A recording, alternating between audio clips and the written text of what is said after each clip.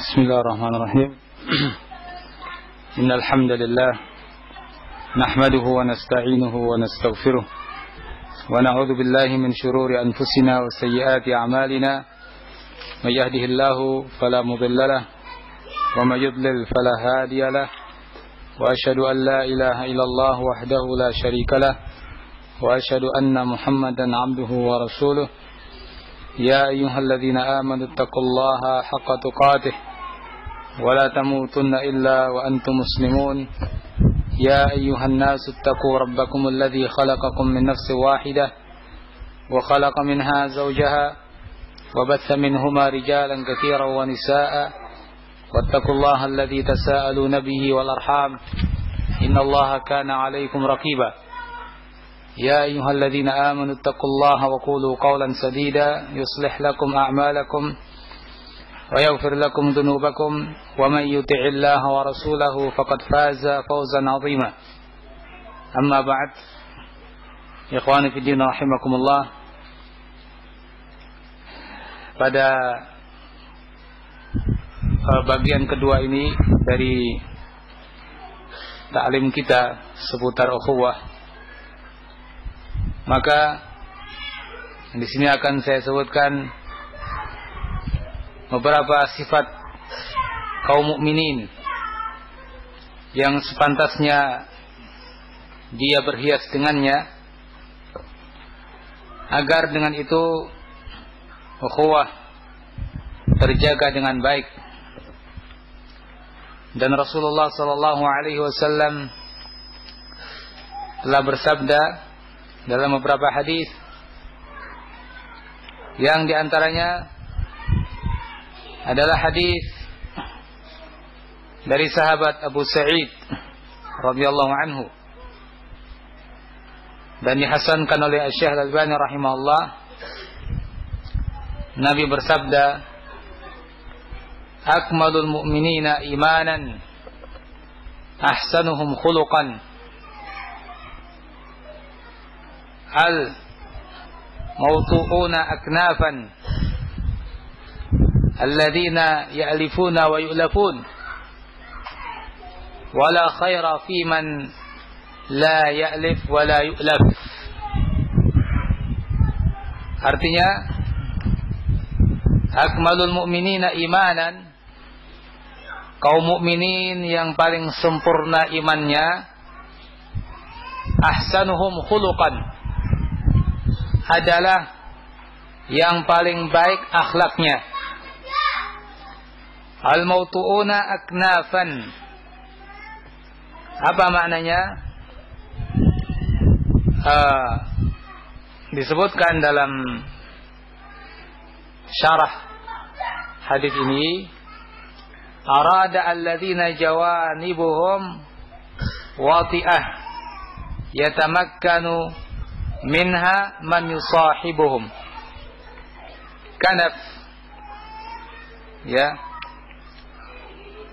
Al-mawtu'una aknafan ditafsirkan bahwa orang-orang yang sisi tubuh mereka itu lunak, memungkinkan bagi yang lain untuk berteman dengannya. Jadi ibaratkan seorang yang lunak sisi tubuhnya, atau ya bisa bergaul dengan orang dengan lembut, dengan lunak, yakni berbeda dengan sebagian orang yang kaku. Ketika didekati untuk dijadikan teman, tidak mau, merasa keberatan karena ada unsur sikap kaku, sikap keras, apalagi diiringi dengan sombong. Nah, bukan yang seperti itu, tapi seorang yang lunak, seorang yang mudah bagi yang lain untuk bergaul dengannya. Dan yang seperti ini biasanya identik dengan sikap tawadhu. Alladzina ya'lifun wa yu'lafun. Nabi berikan sifat berikutnya yang juga mungkin juga menafsirkan yang sebelumnya, la ya'lifun wa yu'lafun. Dia mendekat kepada yang lain dan mudah didekati. Lunak terhadap yang lain dan mudah orang mendekat dia karena dia pun lunak. Wala khaira fi man la ya'lif wa la yu'laf. Dan tidak ada kebaikan bagi seseorang yang la ya'lif wa la yu'laf. Mendekat tidak bisa, didekati tidak mau. Nah, ini salah satu sifat mukminin yang terpuji dalam bab yang kita bahas ini adalah orang yang bukan angkuh begitu. Bukan sombong. Tapi seorang yang tawadhu dan seorang yang mudah untuk dekati. Ini yang disebut oleh Nabi ya'lifun wa yu'lafun. Mendekati dan mau didekati. Sebaliknya di akhir hadis Nabi disebutkan apa? La khaira fi man la ya'lif wa la yu'laf. Kalau ada orang yang tidak mau mendekati, tidak mau didekati, tidak ada kebaikan baginya. Ini kan karakter orang yang apa? Angkuh, yang seperti itu, ya kan? Angkuh dan sombong. Susah orang mau mendekat, dia pun nggak pernah mau mendekati. Tidak ada baiknya orang yang seperti itu. Pada hadis yang lain, semakna dengan itu dan disahihkan oleh Syekh Al-Albani rahimahullah. Kemudian hadis berikutnya Nabi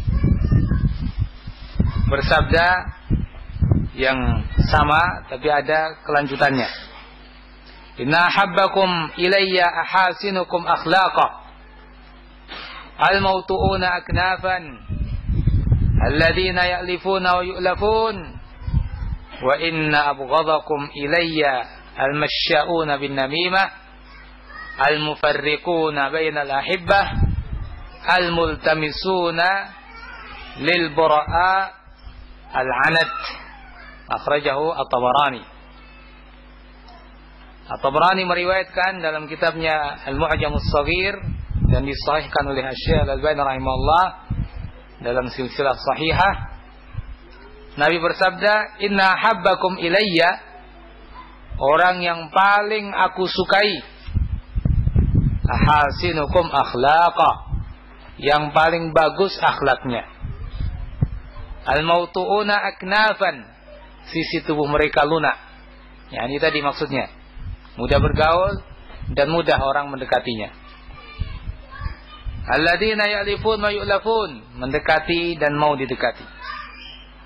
Wa inna abghadakum ilayya, dan sesungguhnya orang yang paling aku benci di antara kalian adalah al-masyaun bin namimah, seseorang yang berjalan ke sana kemari dengan melakukan namimah, ya, mengadu domba, ya, memanas-manasi pihak-pihak tertentu supaya bertikai, supaya saling memusuhi, supaya saling membenci. Namimah ini orang yang paling dibenci oleh Nabi. Berikutnya, sifat berikutnya al-mufarriquna bainal ahibbah, orang yang mencerai-beraikan antara orang-orang yang saling cinta mencintai. Tadinya saling bantu-membantu, saling cinta mencintai, saling menjaga perasaan, tiba-tiba menjadi orang-orang yang saling membenci gara-gara orang-orang tertentu yang membuat seperti itu. Nah, ini pelaku tafrik yang seperti ini, yang membuat orang-orang seperti itu, kata Nabi, abghadakum ilayya, orang yang paling saya benci. Sifat berikutnya al-multamisuna bil bura'i al-'anat, orang-orang yang mencari-cari kesusahan bagi orang-orang yang lain yang lepas asalnya dari kesusahan itu. yakni membuat beban bagi orang-orang. Tadinya orang-orang ya mudah, gampang, ringan, kondisi bagus, kondisif, enak. Tiba-tiba dengan perbuatan dia akhirnya masing-masing merasa terbebani. Ya. Masyaqqah, al-anat. Nah, ini orang yang dibenci atau sangat dibenci oleh Nabi sallallahu alaihi wasallam. Jadi itulah beberapa sifat, di satu sisi sifat mukminin yang perlu kita hiasi diri kita dengannya supaya menjaga ukhuwah di antara kita. Di sana ada pula sifat yang lain yang sangat dibenci oleh Nabi sallallahu alaihi wasallam. Ikhwan fillah rahimakumullah. Kemudian disebutkan pula dalam ucapan para ulama, ya, ada sifat yang lain pula yang perlu diperhatikan dan itu sangat membantu dalam menjaga keutuhan, yaitu yang disebut oleh ulama dengan al-mudarah atau al-mudaratu. Ya, kalau dibaca taknya al-mudaratu.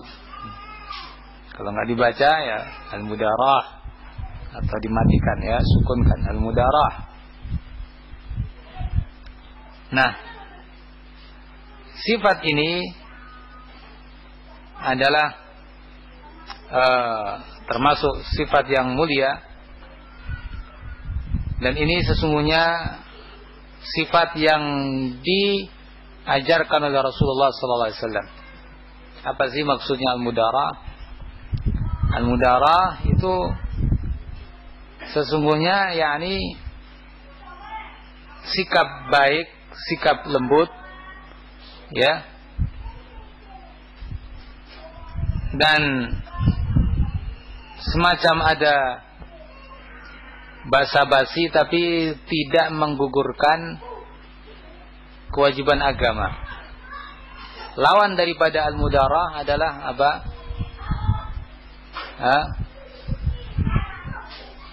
Apa istilahnya? Al-mudahanah, ya. Waddu law tudhinu fayudhinun.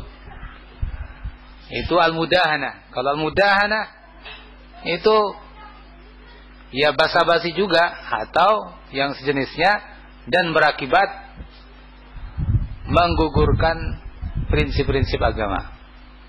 Ini kan banyak terjadi karena nggak enak sama teman, karena ini karena itu, akhirnya prinsip agama pun terlewatkan, ya, dilanggar.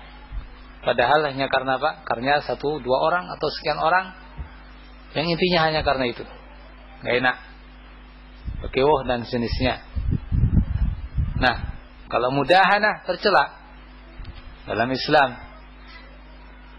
seperti dalam ayat yang tadi kita sebutkan. Allah berfirman, waddu law tudhinu fayudhinun. Tapi al-mudarah ini tidak. Yang pernah dicontohkan oleh Rasulullah sallallahu alaihi wasallam dalam hal ini adalah ketika datang kepada Rasulullah sallallahu alaihi wasallam seorang ini termasuk orang yang paling jelek di tengah-tengah kaumnya. Maka ketika orang itu mau datang dan belum di hadapan Rasulullah menyebut tentang dia dengan sebutan bi'sa akhul ashirah. Betapa jeleknya dia, saudara kaumnya. Ya, ini orang yang paling jelek di antara kaumnya, ini orang sangat jelek. Nah, ternyata orang itu datang kepada Nabi, menghadap Nabi. Tapi Nabi SAW ketika itu mensikapi orang ini dengan sikap yang bijaksana. Tidak kemudian orang ini dimarahi, kemudian disikapi dengan sikap-sikap yang keras, yang kaku. Kenapa? Kalau orang ini yang sudah disebut oleh Nabi bi'sa, bisa itu sejelek-jelek.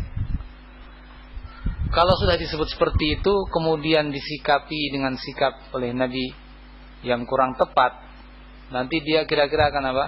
Membalas dengan balasan yang lebih, kan begitu. Luar biasa. Mungkin balasannya terhadap Nabi mungkin akan bersikap ya tidak sopan dan ini dan itu macam-macam. Maka Nabi SAW mensikapi dengan sikap yang bijaksana.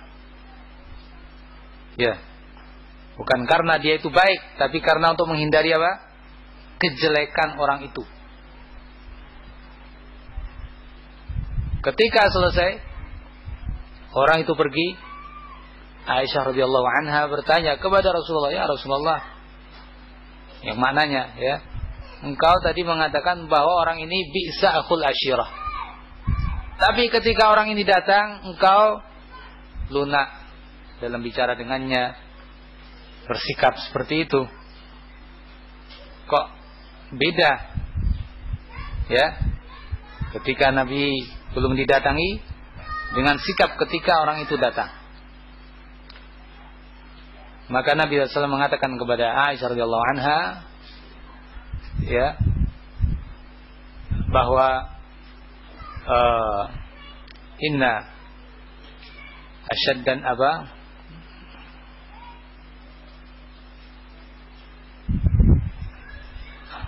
maknanya saya lupa lafal hadisnya. Orang yang paling dimurkai oleh Allah Azza wa Jalla adalah orang yang ditinggalkan oleh manusia disebabkan orang-orang takut dengan kata-katanya yang kotor, kata-katanya yang tidak baik. Ya. Demikian jawab Rasulullah SAW bil makna seperti itu. Nah, nampak dari sini bahwa Rasulullah SAW telah mencontohkan kepada kita suatu sikap dalam menghadapi orang-orang tertentu dengan sikap al-mudarah. Dan ini sikap yang penting kita miliki untuk menghadapi orang-orang tertentu yang tipenya seperti itu. Ya. Sekali lagi bukan karena anggapan bahwa dia itu dalam kondisi yang baik, tapi dalam rangka menghindari kejelekan dia.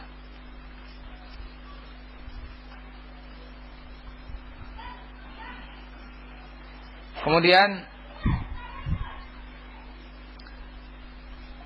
disebutkan pula di sini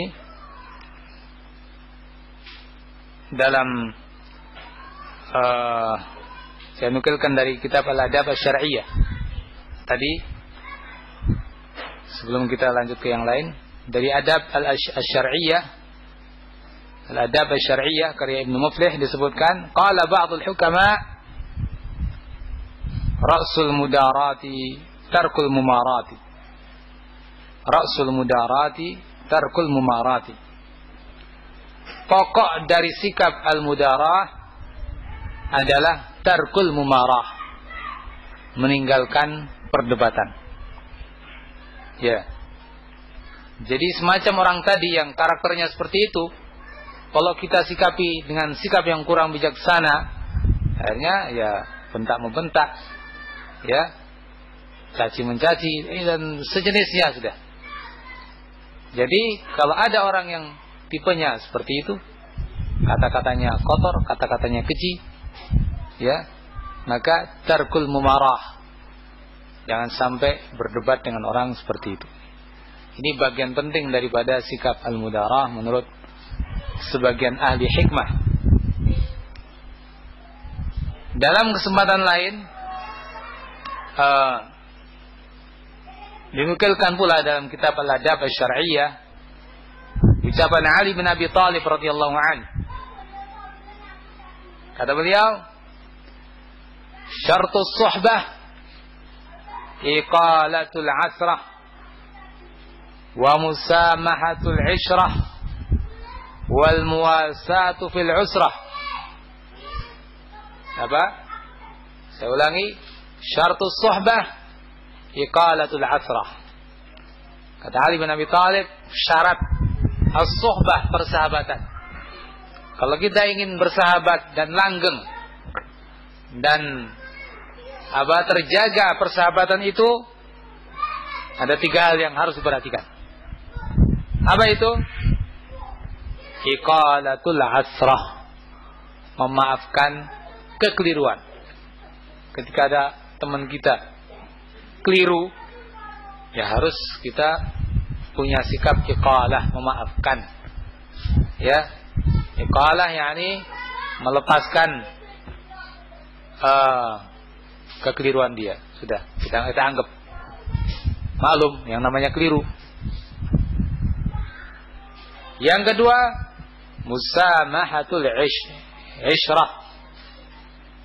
Musamahah yakni saling tasamuh, ada sikap toleransi antara kita dengan dia. Al-ishrah dalam pergaulan. Ya. Ada sikap al-ishrah, musamahatu al-ishrah. Sikap saling toleransi di dalam bergaul. Tentu semuanya dalam batasan syar'i, ya. Jangan dilebarkan, dilapangkan maknanya sampai nanti toleransi dalam hal-hal yang tidak dibenarkan kita toleransi padanya. Sampai dengan agama lain, sampai menganggap pengikut agama lain juga di atas kebenaran, mengikuti acaranya, ini lain lagi. Tapi tetap dalam lingkup aturan syar'i. Ya. Dalam kita melakukan toleransi tadi dalam pergaulan kita dengan dia. Yang ketiga, al-muwasatu bil usrah. Al-muwasah yakni menghibur, atau yang semakna dengannya bil usrah, dalam kesulitan. Ketika ada kesulitan, ketika ada musibah, kita menghibur. Nah, kalau 3 ini diperhatikan, 3 ini diamalkan dalam hubungan kita dengan saudara kita, maka akan terwujud seperti kata Ali, suhbah, persahabatan yang langgeng, yang awet, yang tetap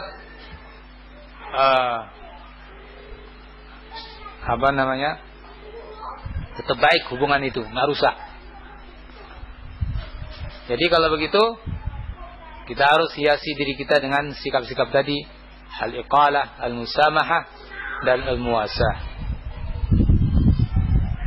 Kemudian yang lain termasuk sifat mulia dalam pergaulan ini, yaitu apa? Tidak berlebihan ketika membenci dan ketika mencintai. Diriwayatkan dalam riwayat yang marfu' dan juga mauquf. Dinukilkan dalam kitab Al-Adab Asy-Syar'iyyah dalam riwayat Tirmidzi, ahbib habibaka haunan ma asa an yakuna baghidaka yawman ma wa abghid baghidaka haunan ma asa an yakuna habibaka yawman ma. Maknanya, cintailah orang yang kamu cintai haunan ma. Nah, ini maksudnya pada kadarnya, jangan terlalu. Ya, sebagian orang tidak terkontrol di dalam cintai yang lain sampai sudah berlebihan. Kalau seperti ini, hati-hati, kata Nabi. Asa an yakuna baghidaka yauman ma. Bisa jadi suatu hari justru dia menjadi orang yang kamu benci. Ketika terjadi masalah menjadi orang yang paling dibenci, sementara dulu pernah menjadi orang yang paling dicintai. Ya. Akhirnya ya mungkin sudah terlanjur kita dulu berbuat ini dan itu, membuka rahasia kita berikan ini dan itu. Nah, ini sekarang menjadi orang yang paling dibenci. Nah, maka dari itu jangan terlalu. Berikutnya sebaliknya, abghid baghidaka haunan ma. Ketika kamu benci orang yang kamu benci, juga jangan terlalu, ada kadarnya. Kenapa? Azan yakuna habibaka yauman ma. Bisa jadi suatu saat dia menjadi orang yang kamu cintai. Kita nggak tahu apa yang akan terjadi. Bisa jadi kondisinya seperti itu, dan itu hal yang kita saksikan ya dalam kehidupan kita atau dalam sejarah.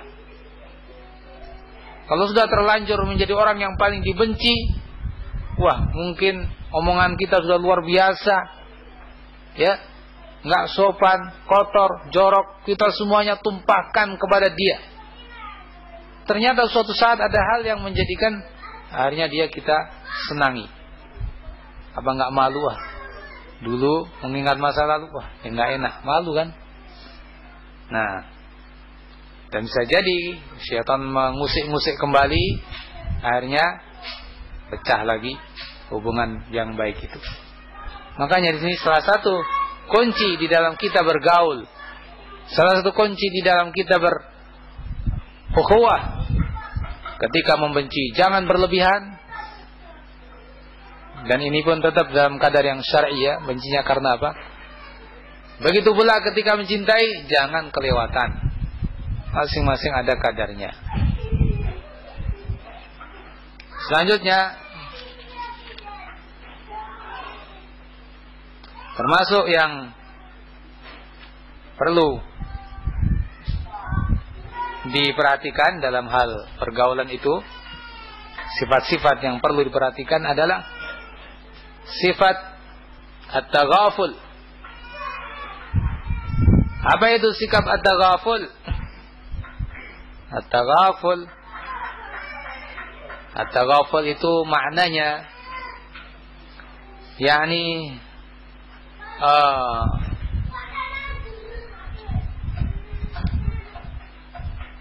menganggap, apa kita terjemahkannya? Ghafala itu lalai. Taghaful itu sudah pura-pura nggak tahu begitu.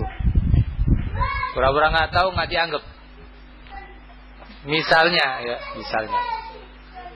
bisa kita contohkan, misalnya kita dengar teman kita melakukan hal yang tidak baik, baru dengar selentingan kabar burung, sudah kita pura-pura nggak dengar, pura-pura nggak tahu sudah, walaupun orang ngomong gitu sudah lewatkan saja. Ya. Karena apa? Karena dengan sikap seperti itu kita tetap akan menjaga hubungan kita dengan dia. Selain kalau ini suatu hal yang apa? Betul-betul sampai beritanya kepada kita dengan pasti, dan memang ini hal yang yakni perlu kita ketahui, dan itu karena berbahaya, nah ini lain lagi. Tapi kalau baru sentingan-sentingan dan kita nggak begitu peduli, dan mungkin ini seandainya pun benar itu maksiat pribadi, maka gunakan taghaful, anggap angin lalu. Kalau seseorang tidak seperti itu dan bersikap sebaliknya, bisa jadi masuk dalam tajassus nanti. Oh, apa benar? Wah, dicari beritanya. Ya, ditelusuri. Akhirnya belum sudah membuat pada diri kita perasaan tidak nyaman, tidak enak, timbul rasa benci terhadap teman kita. Kalau seandainya ternyata nggak benar itu berita, terus gimana? Ya. Kalaupun itu benar dan ternyata itu maksiat pribadi, bolehkah kita melakukan itu? Tidak boleh. Nah, ulama dulu mengatakan dalam riwayat Al-Baihaqi rahimahullah dalam kitabnya Manaqib Ahmad dari Utsman bin Zaidah, dia mengatakan al-afiyatu asyratu ajza'in tis'atun minha fit taghaful. Al-afiyatu, keselamatan itu asyratu ajza', ada 10 bagian. Keselamatan itu terdiri dari 10 bagian. Tis'atun minha fit taghaful, yang 9-nya ada pada sikap taghaful. Jadi 9/10-nya keselamatan itu pada sikap taghaful. Ya, ini ulama itu mengatakan begitu. Kita lebih selamat, dia lebih selamat. Hubungan lebih selamat dengan sikap taghaful. Fahaddatu bi Ahmad bin Hanbal. Akhirnya seseorang memberitahukan kepada Ahmad bin Hanbal bahwa Utsman bin Zaidah menyebutkan begitu. Bagaimana? Benar apa tidak ucapan itu? Apa pendapat Imam Ahmad rahimahullah? Faqala al-afiyatu asyratu ajza' kulluha fit taghaful. Keselamatan itu ada 10 bagian. Justru kesemuanya ada pada sikap taghaful. Nah, justru malah seperti itu jawaban Ahmad. Bukan 9/10-nya lagi, tapi 10/10. Semuanya. Semuanya. Keselamatan itu ada pada sikap taghaful. Ya. Jadi memang kalau ulama mengatakan seperti itu, ya kita dengan teman-teman kita, saudara-saudara kita, kalau baru berita-berita yang nggak begitu, nggak usah peduli, lewatkan. Kecuali memang ada berita yang ini berbahaya dan ini nampaknya ada kebenarannya, dan kalau tidak segera diselesaikan ini bisa berakibat fatal. Nah, ini lain. Mungkin kita perlu mengetahui untuk mencegah dan menyelamatkan, ini lain. Tapi kalau tidak, jangan bersikap seperti itu, karena Islam melarang tajassus, mencari-cari kesalahan, kecuali dalam lingkup yang sempit. Ya, baru diperbolehkan melakukan tajassus, mencari kesalahan. Ikhwan fillah rahimakumullah. Itu beberapa ucapan para ulama kita rahimahumullah dalam hal menjaga hubungan, menjaga persaudaraan dan ukhuwah. Mungkin di sana masih ada hal-hal yang lain, dan tentunya masih banyak hal yang lain yang dianjurkan oleh para ulama kita rahimahumullah. Kemudian di sini sebagai tambahan, kembali ke Al-Mujarah, tadi terlewatkan, ditafsirkan oleh Ibnu Hajar rahimahullah dalam kitabnya Fathul Bari tentang Al-Mujarah. Saya bacakan di sini ucapan Ibnu Hajar rahimahullah dalam Fathul Bari, syarah Sahih Al-Bukhari. Al-mudaratu min akhlaqil mu'minin. Al-mudarah adalah termasuk akhlaknya kaum mukminin. Wahya khafdul janah linnas, walinul kalimah, wa tarkul ighlad lahum fil qaul. Yang maknanya khafdul janah, bersikap tawadhu. Ya, bayangkan seperti Nabi tadi, seorang Nabi menghadapi siapa? Orang yang paling jelek di tengah kaumnya. Tapi Nabi melembutkan ucapannya. Ini kan sikap tawadhu, ya kan? Tapi demi apa? Demi menghindari kejelekan ucapan orang ini, sikap yang jelek dari dia. Khafdul janah, tawadhu linnas, pada orang-orang. Walinul kalimah, dan kata-kata yang lembut, kata-kata yang lunak. Enak ngomongnya itu, nggak nyelekit. Omongannya itu nggak apa? Nggak membuat telinga merah, nggak pedes. Omongannya lin, lunak, lembut. Watarkul ighlad, dan menghindari kata-kata yang kaku dan kasar kepada orang-orang. Fil qaul, dalam ucapan. Wa dzalika min aqwa asbabil ulfah, dan itu termasuk yang terkuat dari sebab-sebab hubungan baik dan keakraban di antara muslimin. Ya.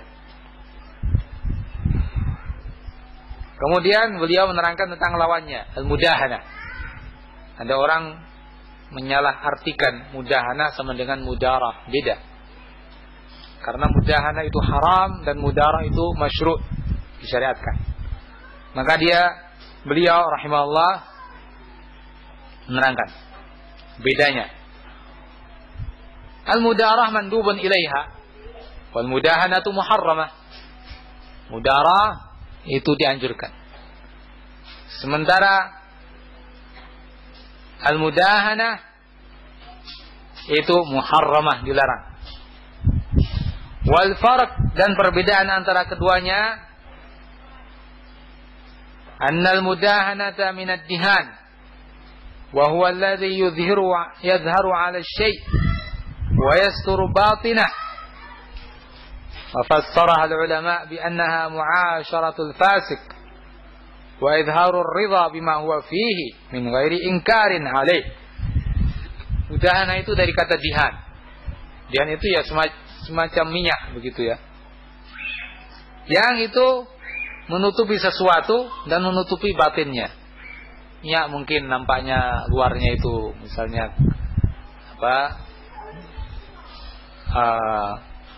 mengkristal, sementara dalamnya masih lembek. Itu asal katanya, asal kata, makna kata itu. Ya.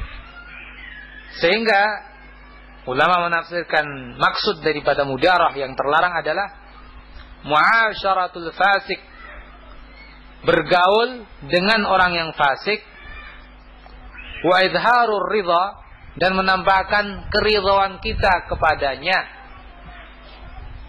bima huwa fih, dengan kefasikan yang dia ada padanya. Ya, bergaul dengan dia, terpahami kalau kita ini meridhai perbuatannya yang fasik itu. Min ghairi ingkarin alaih, tanpa ada pengingkaran. Nah, ini yang tadi kita sebutkan, basa-basi dan mengorbankan prinsip-prinsip agama. Ini dia.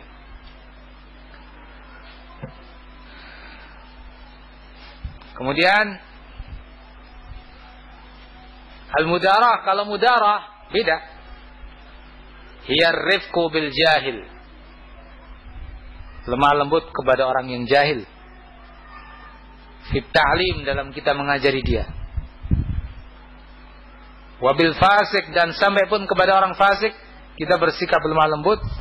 Fin nahyi an fi'lihi, dalam melarang perbuatannya yang tidak benar. Wa tarkil ighlad alaih, tidak berkata kata-kata yang kaku dan kasar kepadanya dalam mengingkari itu. Haitsu la yuzhir ma huwa fihi, di mana tidak menampakkan dan membeberkan aibnya dia yang dia jatuh padanya. Wal inkar alaihi bilutfil qawli wal fi'l, mengingkari tapi dengan kata-kata yang lembut dan perbuatan yang lembut. La siyama idza ihtija ila ta'allufi, lebih-lebih kalau orang ini memang diperlukan untuk dilunakkan. Nah, nampak ya perbedaannya. Jadi sikap mudarah lebih jelas lagi di sini, ya. Dengan orang yang jahil kita ajari dengan lembut. Nabi kan juga dulu begitu. Ingat mungkin kisah seorang badui yang kencing di masjid. ya kan? Para sahabat ketika itu spontanitas. Ini mungkar. Sampai ingin menyeret orang itu. Nabi melarang. Setelah selesai, Nabi minta diambilkan seember air. Kemudian Nabi tuangkan ke tanah itu sebagai pembersih, pensuci bagi najis yang ada di situ. Meresap ke bawah sudah. Kemudian orang itu dipanggil dan diajari. Ini jahil, ya, jahil. Diajari oleh Nabi SAW bahwa masjid, ya, tidak boleh diperlakukan padanya yang seperti ini. Ya, najis dan al-muhim diajari oleh Nabi SAW. Orang itu tanggapannya apa? Sangat positif, ya kan? Sangat positif.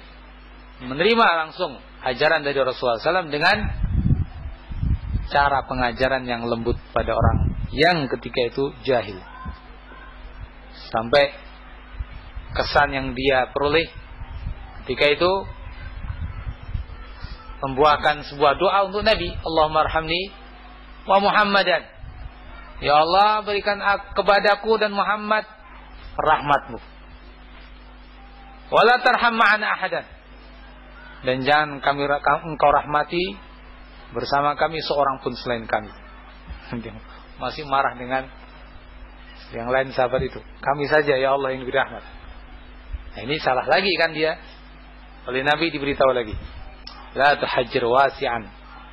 Jangan kamu menyempitkan sesuatu yang luas. Rahmat Allah itu luas. Nah, lihat bagaimana di sini arif, kelembutan di dalam mengajari orang yang jahil. Ya, ini bagian daripada mudarah. Yang lain Muawiyah bin al-Hakam. Muawiyah bin al-Hakam as-Sulami radhiyallahu anhu. Sama statusnya ketika itu, dalam masalah itu beliau tidak tahu. Jahil dalam bab itu. Apa itu? Ketika sholat, ya, ada seorang yang bersin. Dia ucapkan apa? Ya rahamukallah. Orang-orang menegur dia, ya, ditepuk-tepuk. Ya, dia nggak tahu. Sebagian sahabat melihat ke dia, mungkin menoleh atau melirik, Allah alam persisnya. Yang jelas dia saya mengatakan, malakum tangduruna ilai. Kenapa kalian lihat-lihat saya? Perasaan dia kan apa? Saya kan mendoakan ya rahmukallah, kok malah disikapi begitu? Akhirnya ditepuk-tepuk lagi. Dia sadar, maksudnya suruh diam. Nah, kenapa seperti itu dia mengucapkan kata-kata itu dalam sholat? Karena memang sebelumnya sholat itu boleh bicara-bicara. Ya, sampai turun ayat wa qumu lillahi qanitin, baru nggak boleh bicara. Jadi sebelumnya boleh bicara. Nah, dia ketika itu masih dalam pengetahuan lama, boleh bicara. Maka dia heran, kok saya dilarang mengucapkan yarhamukallah. Akhirnya setelah selesai sholat, dipanggil oleh Nabi, dinasihati oleh Nabi SAW dengan nasihat tadi, dengan baik. Inna hadhihi shalah la yusluhu fiha syai'un min kalamin nas. Salat ini enggak boleh di situ kata-kata yang sifatnya itu omongan manusia, bukan zikir. Innama hiya takbir wa tahlil wa qiraatul Quran. Yang boleh dalam salat itu yang sifatnya takbir, ya, baca la ilaha illallah, baca Quran. Jadi seperti ya rahmukallah ini bukan bentuk zikir khusus, tapi ini apa? Walaupun doa, tapi ini lebih mendekati kepada apa? Percakapan, ya kan? Nggak boleh. Maka dia baru memahami dan sangat terkesan dengan pengajaran Nabi SAW. Sampai dia katakan, nggak pernah aku dapatkan seorang muallim, pengajar yang seperti beliau baiknya. Dia sudah merasa salah, Wallahi ma qaharani wala kaharani. Enggak pernah ternyata Nabi marah-marah kepada saya, ya, maki-maki saya, tidak. Cuma dia mengatakan seperti ini. Ya. Nah, ini contoh bagaimana sikap mudarah terhadap orang yang jahil diajari dengan baik. Itu mungkar, betul mungkar. Tapi orang yang berbuat mungkar itu perlu kita lihat bagaimana orangnya. Ya kan? Apakah setiap kemungkaran yang terjadi pada orang itu artinya dia berdosa? Tidak mesti. Ya kan? Karena apa? Karena mungkin jahil seperti ini. Dimaafkan oleh Allah Azza wa Jalla. Makanya di sini perlu mudarah terhadap orang yang jahil, diberitahu dengan baik. Makanya kata ulama, orang yang mengingkari kemungkaran harus lihat bukan hanya semata-mata bentuk kemungkarannya, tapi dilihat pula orang yang melakukan kemungkarannya. Nah, bagaimana kalau fasik? Nah, ini wabil fasik, terhadap orang yang fasik, ketika dia mengingkari, dia ingkari dengan tarkul iglab, tidak mengatakan dengan kata-kata yang kaku dan kasar. Itu dasarnya seperti itu. Tapi dengan lembut. Lebih-lebih ketika kita harapkan kelunakan kalbunya. Walaupun dia fasik, tahu itu haram, tahu itu mungkar, jatuh dalam kemungkaran. Tidak kemudian dia bersahabat dengannya, tidak mengingkari, mengesankan dia setuju dengan dia, tidak. Tetap ada pengingkaran walaupun dengan cara yang baik. Dan itu justru yang dianjurkan, dengan cara yang lembut, yang baik. Walaupun bukan berarti nggak boleh dengan cara yang kasar sama sekali, dalam kondisi tertentu. Ya, Allahu a'lam, ruangnya lebih sempit diperbolehkan. Dan itu pembahasannya lain dalam kondisi tertentu. Tapi pada dasarnya diajari dan diingkari dengan cara yang baik, dengan cara yang lembut, dengan cara yang lunak, agar tersentuh kalbunya. Ya. Kita ingat seorang sahabat Nabi SAW yang minta izin untuk apa? Untuk berzina. Apakah dia jahil? Tidak. Apa dia nggak tahu kalau zina itu haram? Tidak. Dia tahu, makanya minta izin. Ya, minta izin. Bagaimana Nabi mengingkarinya? Lihat bagaimana Nabi mengingkarinya. Ya, kita tentu tidak mengatakan dia fasik, tidak. Tapi kita lihat ini orang yang tahu hukum dan mau melanggar hukum. Nabi SAW mengatakan, atardha hadza li ummik. Sini. Kamu seperti itu.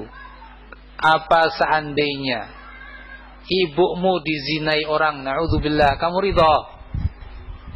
Lah, nggak mungkin saya ridha. Begitu juga orang lain nggak suka kalau ibunya dizinai orang. Atardha hadza li ukhtik, apakah kamu ridha itu diperbuat terhadap saudara perempuanmu, dizinai orang? Lah, ya tidak. Nah, begitu juga orang lain juga nggak ridha kalau saudara perempuannya dizinai. Apakah kamu ridha kalau itu dilakukan pada anakmu? Kamu tidak. Nah, begitu juga orang lain. Jadi, ya, kesimpulannya apa? Ya, jangan melakukan zina. Ya. Lihat bagaimana di sini Nabi SAW, yakni sebetulnya dalam bab dakwah mengajari kepada kita bagaimana berhujjah, ya kan? Bisa saja seorang berhujjah dengan satu sisi. Zina itu haram, ini. Kalau dibegitukan, dia akan mengatakan, ya saya sudah paham.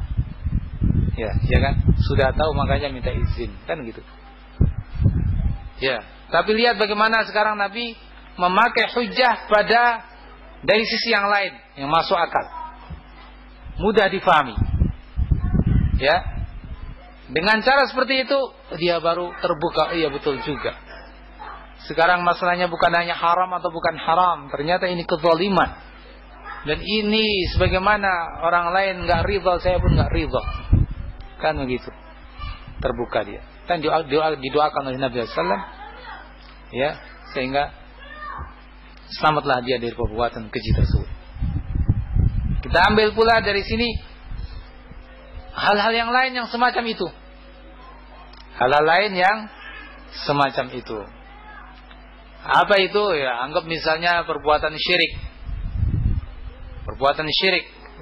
Bisa kita mengatakan syirik itu haram. Ya, dosa besar. Tidak diampuni oleh Allah Azza wa Jalla. Umumnya orang ya paham itu.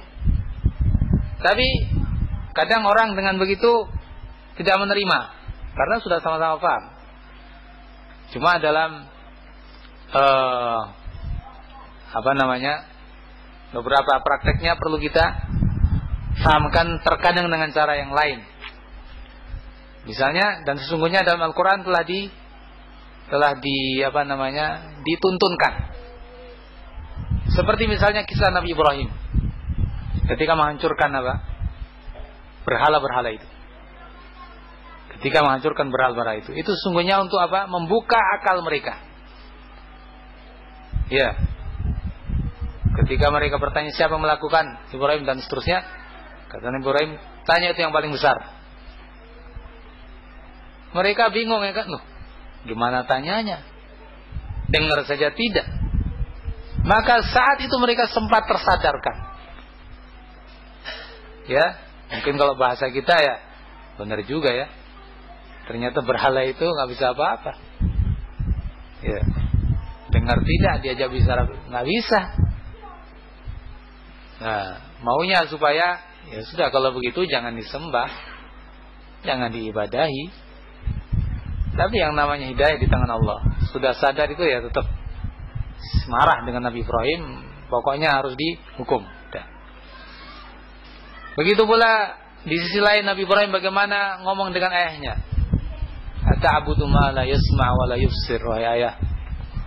Apakah engkau mengibadahi sesuatu yang dengar tidak, melihat tidak, wala yughni 'anka syai'a, dan enggak memberi apa-apa terhadapmu wahai ayahku. Nah, begitu pula kita dengan orang lain yang berbuat syirik, menyembah ini, menyembah itu, percaya dengan ini dan itu. Terkadang kita perlu memahamkan dari sisi ini. Ya, percaya dengan akik, percaya dengan pusaka indah itu. Kok benda-benda itu dipercayai seperti itu? Padahal benda-benda itu ya dibuat oleh orang. Ya, dipukul-pukul oleh orang yang diam saja. Dan hal-hal yang seperti itu dipahamkan barangkali akan masuk. Nah, ini semuanya dalam rangka tadi apa? Al-mudarah, bersikap mudarah terhadap orang yang fasik. Nah, di sini kita punya banyak alat, banyak teori, banyak akhlak mulia yang perlu kita pakai dalam pergaulan kita dengan masyarakat, dengan teman kita, ya, demi menjaga ukhuwah dan demi menuju kepada suatu kebaikan melalui beberapa apa yang tadi kita sebutkan. Ikhwan fillah rahimakumullah.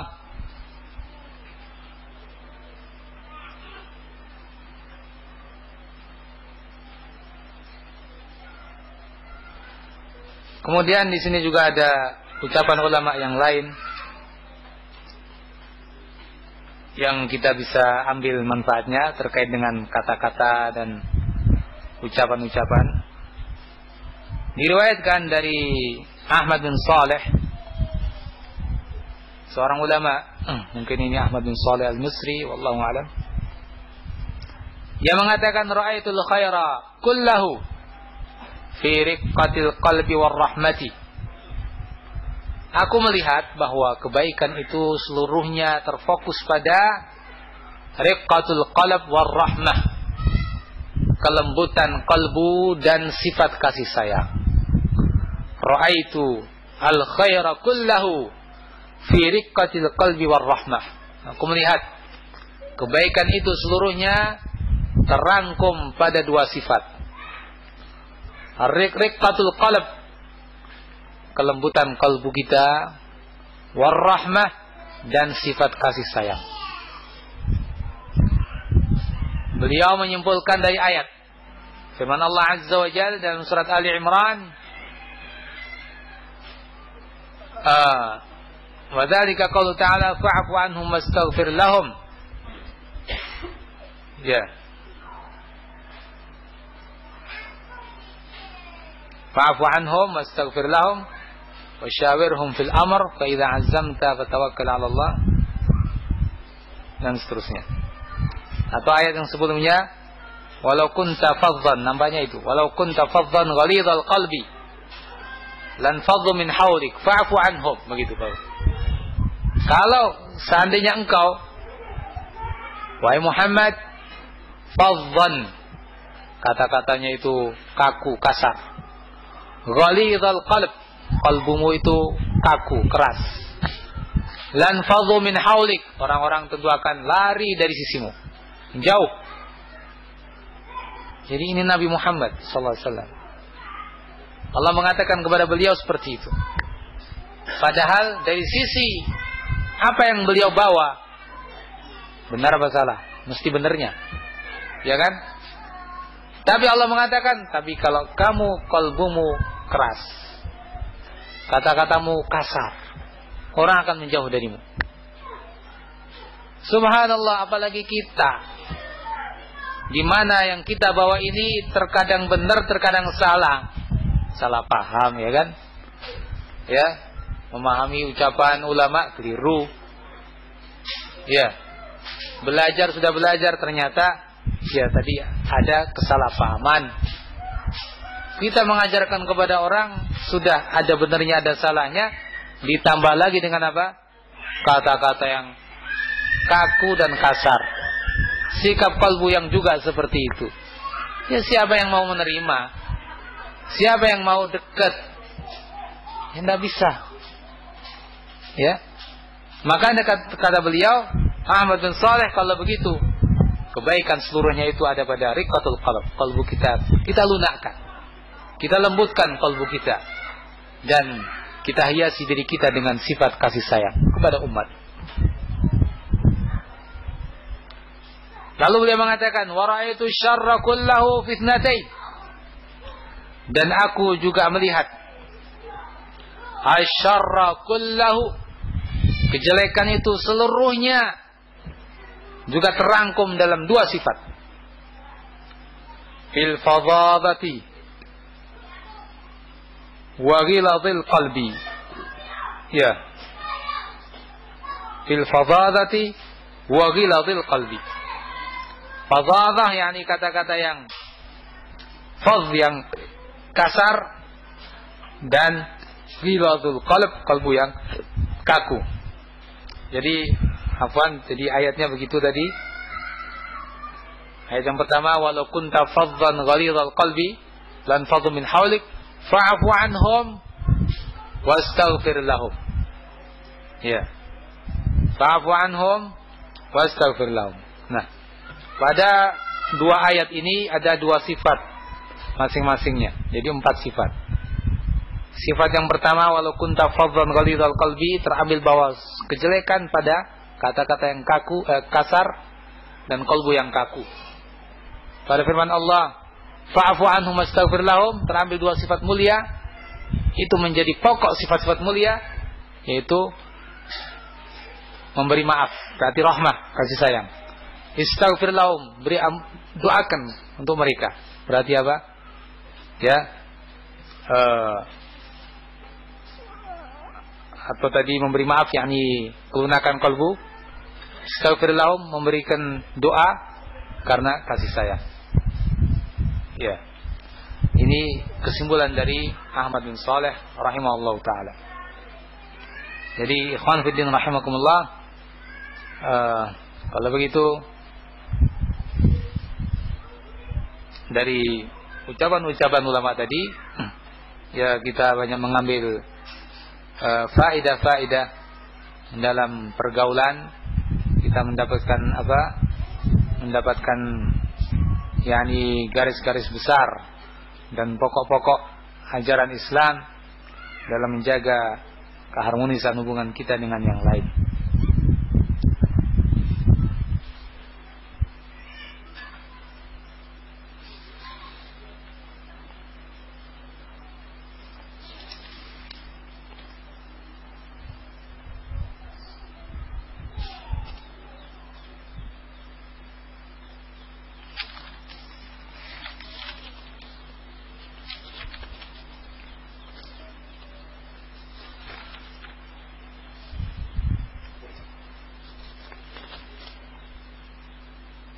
Kemudian di sini mungkin saya tutup dengan ucapan Syekhul Islam Ibnu Taimiyah rahimahullah, mengingat waktu yang sudah habis, ya tinggal sedikit, ya kan? 2:30 jamnya, 2:30 kan?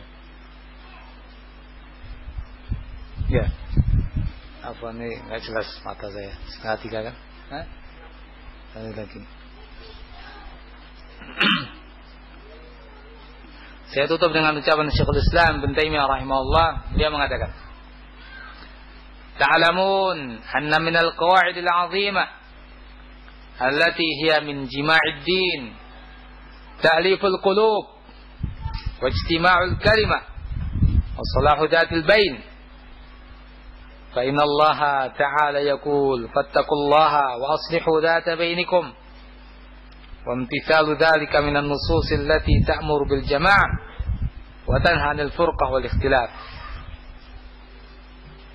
Kata beliau, ta'lamun, kalian semua tahu, anna minal qawaid al-azimah, bahwa di antara kaidah-kaidah yang agung, allati hiya min jima'id din, yang itu adalah termasuk pokok ajaran agama ini, adalah ta'liful qulub, melunakkan kolbu, ya, merekatkan kolbu ini dengan yang lain, wa istima'ul kalimah, menyatukan kata, wa salahu dhatil bain, dan memperbaiki hubungan sesama muslimin.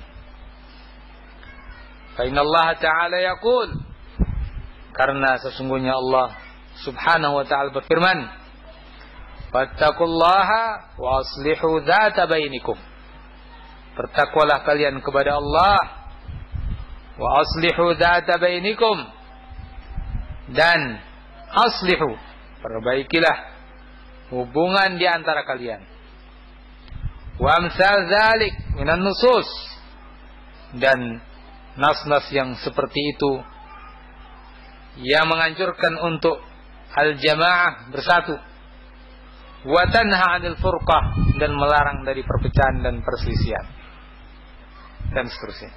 Nah, ini ucapan Syekhul Islam Ibnu Taimiyah rahimahullah, mengingatkan kita kepada suatu kaidah penting dalam agama kita. Termasuk pokok ajaran agama kita adalah bagaimana kita menjaga kesatuan dan persatuan di antara muslimin. Tentu saja sekali lagi bahwa ini persatuan dan kesatuan yang sesuai tuntunan Rasulullah sallallahu alaihi wasallam. Bukan kesatuan dan persatuan yang semu, sekedar bersatu, sekedar berkumpul, tapi sebetulnya saling berselisih. Ini enggak benar. Ya. Artinya bahwa seorang yang menyuarakan persatuan bukan berarti menyuarakan untuk tidak mengingkari kemungkaran. Nah, sebagian salah paham. Kalau kita ingkarul mungkar, memecah belah umat. Kalau kita mengingatkan yang lain, ini ya ingin memecah belah umat. Nah, ini keliru. Ini pemahaman yang keliru. Karena justru dalam ayat yang tadi kita bahas, setelah Allah bercerita tentang persatuan muslimin, Allah merintahkan untuk apa? Amar ma'ruf nahi munkar, ya kan? Wal takum minkum ummah ya'muruna bil ma'ruf wa yanhauna 'anil munkar. Ini setelah ayat tentang berpegang teguh dan bersatu. Maka seorang yang ingkarul munkar bukan artinya memecah belah umat. Seorang yang ingkarul munkar sesungguhnya ingin menyatukan umat di atas kebenaran. Tapi yang ingin persatuan-persatuan tanpa ingkarul munkar, ini ya persatuan yang semu, dan bukan itu yang dimaukan oleh Islam. Ya. Nah, kita melihat hal ini, kemudian kita berusaha yakni memperbaiki muslimin secara menyeluruh. Kita ajak satu demi satu, sedikit demi sedikit, dari yang dekat pada yang dekat yang lain, untuk semuanya bersatu di atas al-haq dan menjaga hubungan kita, ya, sebagaimana apa yang diterangkan oleh para ulama rahimahumullah. Begitu pula para muslimin secara keumuman, kita harus pandai-pandai dalam bergaul dengan mereka, ya, supaya mereka pun mendapatkan hidayah dari Allah Azza wa Jalla. Allah Ta'ala alam. Ini yang bisa saya sampaikan pada kesempatan muhadarah ini. Semoga bermanfaat bagi semuanya, dan mohon maaf kalau ada kekurangan dan kata-kata yang kurang berkenan. Subhanakallahumma bihamdika asyhadu an la ilaha illa anta astaghfiruka wa atubu ilaik. Alhamdulillahirabbil alamin.